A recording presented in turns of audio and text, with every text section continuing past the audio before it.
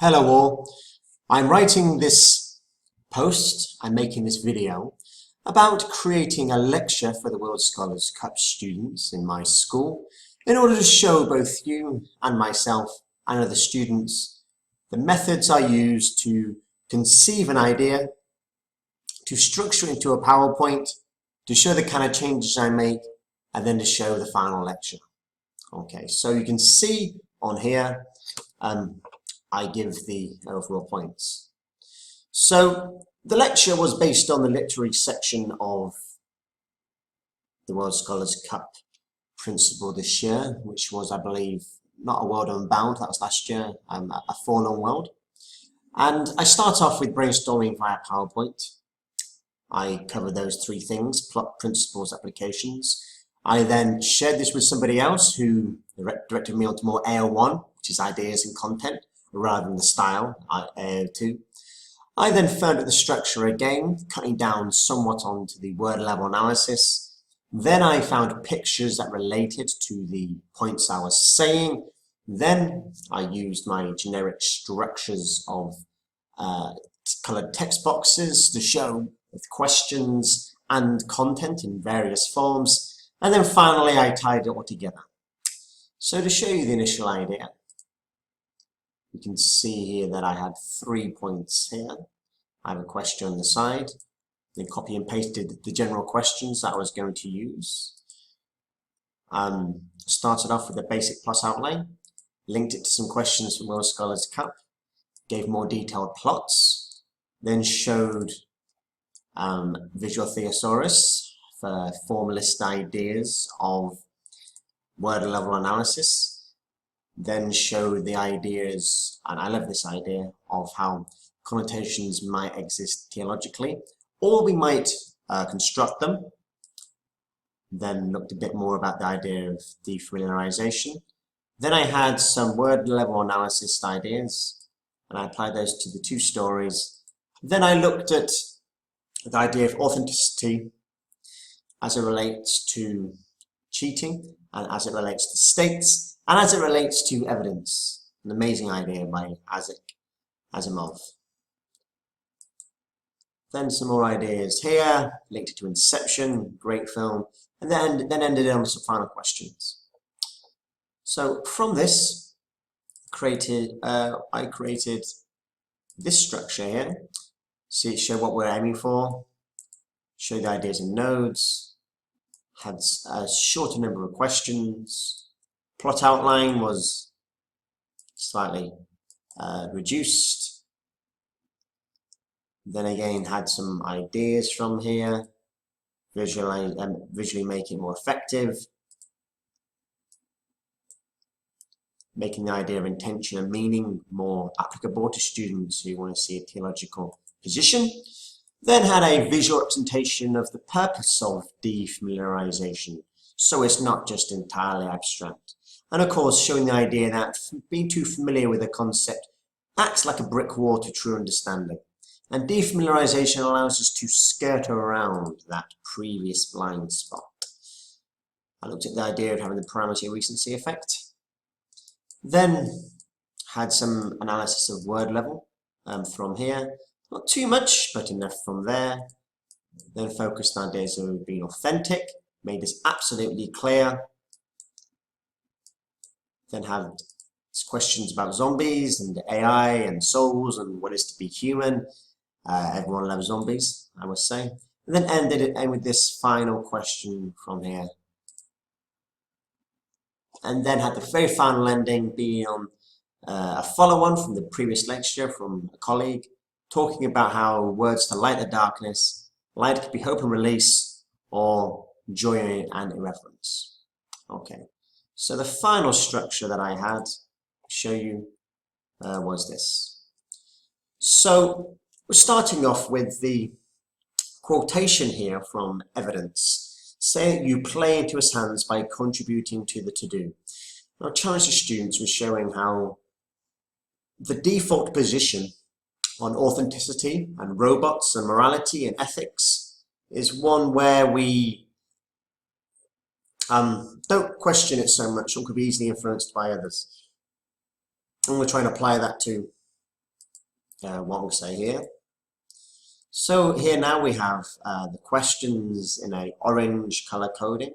A, because it's the same color as the Wolverhampton Wanderers, best football team in Wolverhampton, and also because it allows us to have the questions here to be bold. Those are two main questions. Can a criminal be a hero? And should all countries follow the same legal code? Again, looking at the ideas of both lamb to the slaughter and evidence. And again, there's two questions here, history of cheating applying to evidence. And again, these two questions here applying mostly to evidence. And so when I introduce the first story, basic plot outline, having some discussions about can a criminal be a hero? Don't want to go into that into too much depth. Then we have a basic plot outline of in evidence, are politicians considered to be a robot? And then looking at ideas of what do we need from a politician? Do we need to be pragmatic, or rather do we need to be someone who is deemed to be ethically pure? And actually, is a human being the most likely person to be ethically pure? Is that even the road that we want to go down? Then, looking at a more detailed plot, again, gauging from the audience how much they need of this. Then a more detailed plot again from here for evidence. The robot morality will bump onto this other slide before coming back to this slide. Then we look at a tool for analysis, formalism, reminding the idea of students, the idea rather of what this was, looking at this idea of this urinal and its purpose of showing art that is unfamiliar and challenging, and looking at the opening line of Lamb to the Slaughter. The room was warm, the curtains were closed, the two table lamps were lit. And saying, is there anything inside this language that's to suggest the deadly and disturbing nature of the story to come? Then, looking at visual thesaurus here, showing the way that language and connotations can connect. And really challenging whether or not language can connect to itself, almost like Kevin Bacon's 6 degrees of connection. And again, looking at this quotation here, her mouth and eyes with their new calm look seem larger and darker than before. So this is intending denotationally to show that she's pregnant, curious, full of wonderment, but also wondering whether this darker look in her eyes is to symbolize something else. Then this will follow on to a wonderful, wonderful concept of mine, which is it's not mine, but it's one that I love. I feel like I possess it because I admire it so much. This idea of whether connotations exist separately of our discovering of them. And the quotation that I link this to in evidence, no, not evidence, in Lamb to the Slaughter, is, as the wife of a detective, she knew what the punishment would be, and it made no difference to her. So she's entirely pragmatic. For her, her guilt only exists upon discovery. And again, this raises the question of should all countries follow the same legal code? Whether or not there are certain things that are illegal by default because they're morally wrong, or whether certain things are illegal simply because they are illegal. The morality of top lawyers, as has been said many times through various forms of literary and other presentations, suggests that in a court of law, the only point that matters is a legal point. Truth, morality are not true considerations in a court of law, as much as they perhaps should be. So then I'll follow this on with the idea of intention and meaning, hopefully having some audience interaction with the idea that a seemingly innocuous gesture from someone in the audience actually offends me. And we can see here this idea of swearing rules. I can say something like this might suggest something offensive. And again, looking at the death of the author as in the importance of intention and whether removing a text entirely from its intention can be helpful, even if only as an alternative interpretation. And again, this applies to Lamb to the Slaughter with the husband's line, of course I'll give you money and see that you're taken care of. But there really shouldn't be a problem. I hope not in any case. It wouldn't be very good for my job. So his intention is not to offend her, but of course he deeply offends her. This leads to his death. This links somewhat to the question, should a person be held responsible for breaking laws he or she doesn't know about? Now, she knows that murder is wrong, but it does ask the question, if someone intends to offend somebody, should they be blamed for it?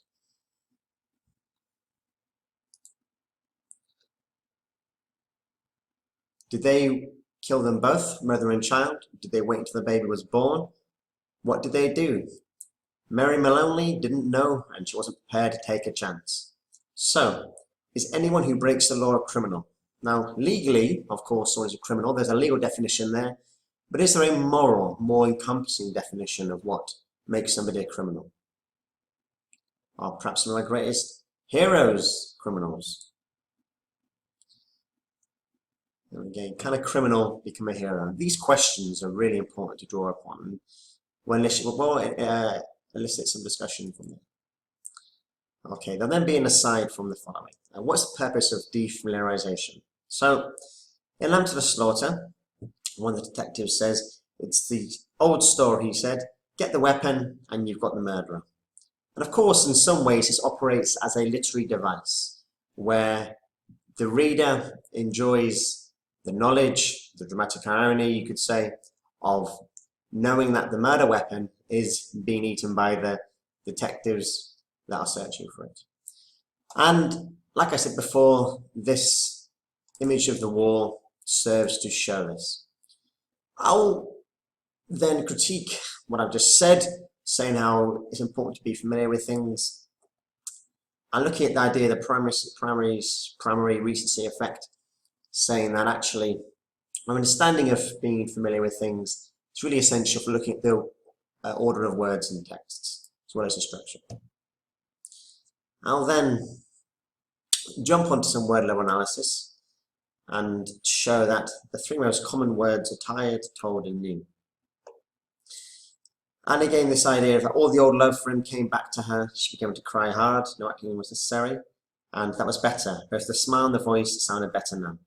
So on the one hand, this woman is someone who is naturally full of love, but on the other hand, she seems somewhat sociopathic, able to adjust her state of mind in her presentation in order to present herself as someone, bless me, who is innocent. And again, that raises questions of authenticity, raises questions of can a criminal be a hero? And now then, apply this onto the next story, in saying that we are going to consider not only if Bailey is a robot, but also whether actually this matters. And so Quinn says in evidence, robots are so different from men mentally. Oh no, that's a question asked to her. And she says, world's different, robots are essentially decent. And again, we're looking here at the quote about politicians. Manuels, you lie in a room full of politicians. How do they know who he's talking to? And we can look at the idea of Donald Trump and the hideous things that he's saying and this resurgence in right-wing popularity, well, extreme spectrum politics, I should say, and how he's operating as a protest vote. Just to focus again on word level connotations. The main protagonist crosses his friend John with infinite care on the cool grass. And again, looking at the word level connotations here, cool, maybe suggesting that he is cool himself. He lacks passion and human emotions because he is a robot. He has no real human experiences, despite his appearances being entirely indistinguishable from that of a human on the outside. And again, infinite care, suggesting that his care cannot be corrupted. It is a pure and innocent care. In the story itself, man and human appear 61 times, whereas robot and robots appear 81 times.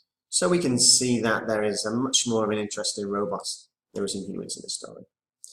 Okay, so this then leads us to the question, do we want to place ethics in the hands of a robot who can be blind to justice?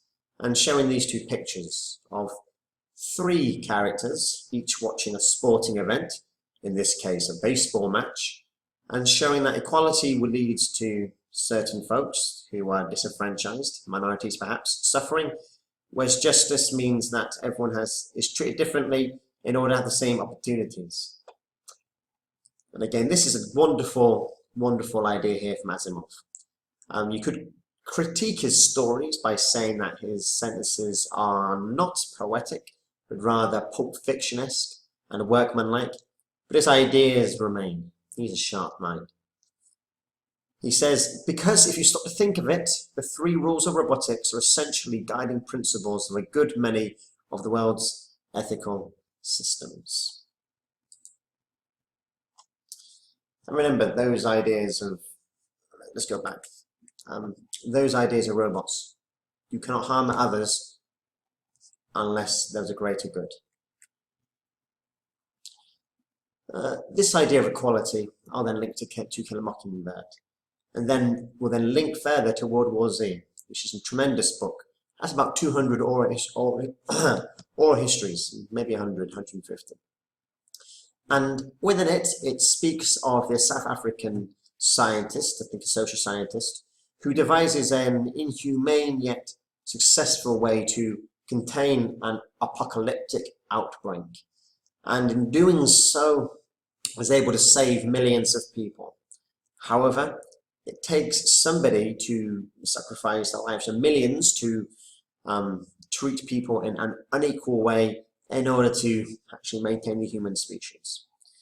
This kind of complexity is saying that it's linked to evidence, because in evidence it suggests that even the greatest brain cannot equal the complexities of the human brain. So, I mean, the greatest AI, rather, cannot equal the human brain, possibly because the human mind can cope with uncertainty. I'll then link that to the idea of autism, and the idea that autism is being suggested to have an inability to suffer or cope with levels of uncertainty. And in terms of the level of uncertainty, I'll bring us onto the evidence and the idea of being authentic. And the idea that in evidence, the main character, Wiley, decides that he does not want to have an X-ray analysis on the basis of principle.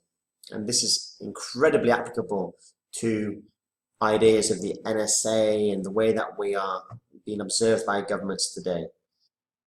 It's essential to be observed and to keep us safe. It is morally dubious in many ways at the same time. And again, we ask ourselves, are we morally obligated to report any cheaters we encounter? And again, it depends on the cheater, I suppose. Okay. We then link to some further questions that aren't World Scholars Cup questions, so they're in blue. But we look at this nice story about a lampstand, about how a great friend of mine came into school once with a lampshade on his head. It was so original, people just did not know how or where to place it. And then remind the audience of the wonderful moment that during a political rally, which Wiley's political credibility has been dramatically reduced, he's challenged to hit a person, knowing that a robot is unable to transgress that first law of robotics. Of course, he hits him, and the story moves on from this, which shows Wiley becoming elected. Now, that whole challenge about whether he's authentic is left open at the end of the story, because Quinn suggests that actually maybe he has hit another robot which would allow him to seemingly break that first law, and he would certainly be intelligent enough to have created a situation like this. And this idea of whether he's a robot or whether he isn't a robot, and whether that's important, is a massive question. And this massive question in philosophy that has been used in some great films to really leave the audience with some deep-set, affected, felt ideas. And in Inception, a man goes into people's dreams in order to steal ideas. And at the end of the story, he believes that he's been reconciled with his family, but he's not certain whether it is a dream or not. And there's one method to see whether it is a dream, where he takes a spinning top, spins it on the table, and if it falls, he's in reality. If it spins forever, he's in a dream. I'll then show the video, ask him to see if it spins or not. Of course, in the clip, it wobbles somewhat. It does change its kinetic potential. However, we don't see it actually fall. And of course, the point for me at this stage in my reading is that the whole question of whether it falls or not, whether it isn't authentic, simply doesn't matter. And this will then draw us onto the question of free will and whether it actually really exists. Because tied up in the idea of authenticity is the idea that we have some kind of choice in what we're being, what we're doing. And this has been raised in the zombie question, which is the robot question. If someone appears to be human and appears to have free will, but actually they don't, does that really matter? We'll look at the idea again of psychopathology and CEOs and say, oh, this is quite a common idea. And again, the idea of profit morality in corporations. Great ideas. And again, link this to evidence with the quotation at the bottom saying that actually maybe we do need to have robots who make moral choices for us, and then show the link to how in Canada 20% of people believe that we should have an AI making moral choices for us. Now at the bottom is a quotation I was thinking about earlier, suggesting the idea of that if a robot did choose to kill a human being to save others, it would lead to an infinite loop of uncertainty that would drive the robot mad. He would be unable to truly cope with that level of uncertainty. And again, I'll show some recent AI developments, bottom not to poetry. It's terrifying and very interesting. It's about how you can read a poem and you decide whether it's been written by a human or whether it's been written by a computer. Or show perhaps the idea of Googlebot, where you can talk to a computer. And then again mention the recent developments in artificial intelligence beating the champion Go player. Okay, this is now the penultimate slide. We're talking for 23 minutes, hopefully having another 20 minutes of discussion across this, and showing the following. Well, is cheating part of surviving in the real, flawed, fallen world? And again, this idea that human beings need to have the complexities of life, how our principles are not enough really to pull us along and draw us through. What's more important in that case, truth or effect, principle or pragmatism? What is cheating and how is it different from lying? Cheating is that conscious distortion of reality for purpose. And to distort reality was the philosophy of Steve Jobs. And he is held up as being a character who, although in many ways immoral, is someone who changed the world, is a popular figure. And then ending on the final note saying, whilst we have these intense conversations and philosophical discussions, both these stories and the whole principle of why we are standing here together today is to see that both these stories have an innately playful element. And this is really important for us to end on. In Lamb to the Slaughter, Mary Maloney began to laugh and Stephen Byerly chuckled at the end of his. Both are playing with the reader. Both know that their distortion of reality really creates some sense of control or affecting the environment around them. Remember, this is worse than light or darkness. This light is for hope and release and intensity, or is a light for joy and reverence and mocking.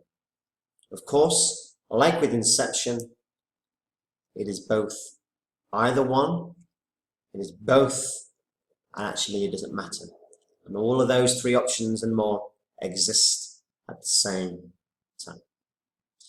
Okay, so I've shown you how to go through from beginning to end from this. I have shown you the structures of the PowerPoints, and I believe I can download those as well. And I'll look to record the lecture and to place that with some discussion on here afterwards. Thank you.